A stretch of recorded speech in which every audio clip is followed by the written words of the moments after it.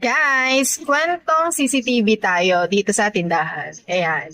So, umaga ngayon, 8:56. At ito si Manong. Oh. Yan, paparating siya dito sa ating tindahan. Ayan.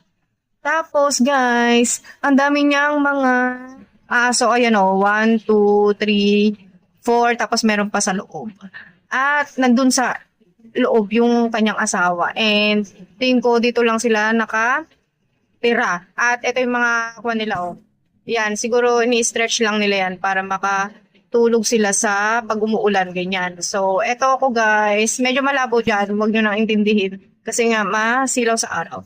So, bumili siya ng, um, ano nga yan, 2 yelo, tapos, isang pineapple juice. Ayan.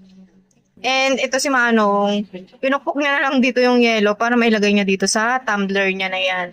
And yung pineapple juice din ay ilalagay niya dyan. Ayan.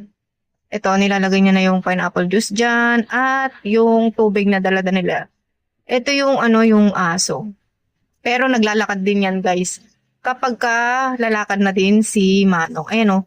Ito yung asawa niya siguro to kasi nasa loob lang siya ng kariton. Pero, ayan o, maambon-ambon at ang mga aso dala-dala nila and wala naman silang anak na nakita ko. Ayan, gugora na si Manong. Ayan, good luck sa inyo and sana maayos din ang buhay ninyo.